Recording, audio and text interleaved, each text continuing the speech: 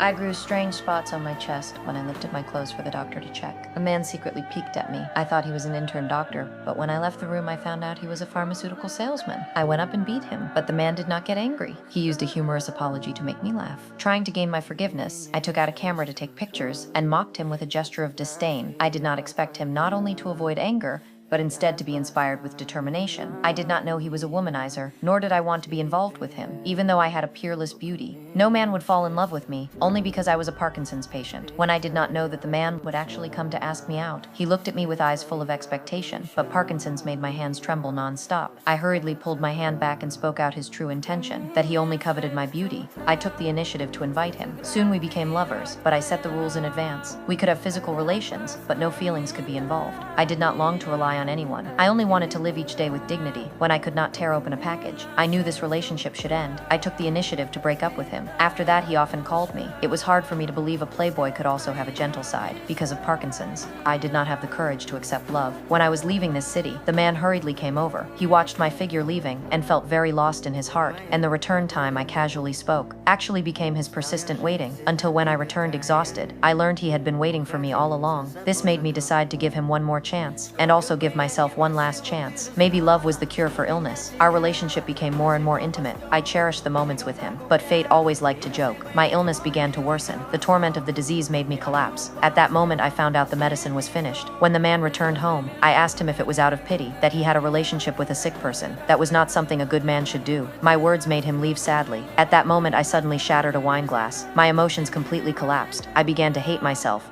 for not being able to live normally and face love. At that moment, he hugged me. He did not say anything. He was feeling my inner struggle and despair. He then took me to a Parkinson support meeting. The patients here were the same as me. Seeing them all optimistic, facing their lives also made me rediscover myself. I apologized to him and decided to take responsibility for love and for myself. He was very afraid of losing me and accompanied me to search for treatment. When we arrived at the destination, we were told the appointment was postponed 2 weeks. I saw his disappointed expression. I could not bear to let him fall into despair. His life was on the rise. There was no need to waste time on me, to no longer drag him down. I still chose to separate. This encounter that began with passion scattered away in the cold wind. When he was transferred by the company to another city, he unexpectedly met me again. Seeing the man by my side, he wanted to greet me but did not speak out. I smiled and blessed his career success. Ending the brief encounter, when the man was packing his things, he unintentionally found in the camera the records of our love. Memories surged like waves. Once we planned the future together, hoping to keep love and hope forever. At that moment, he regretted. He hurriedly came to find me, stopping the bus I was on by force. He said because he met me, his life was no longer empty. I was the medicine of his life, but I always felt my illness would drag him down. But in the end, I still could not refuse this love.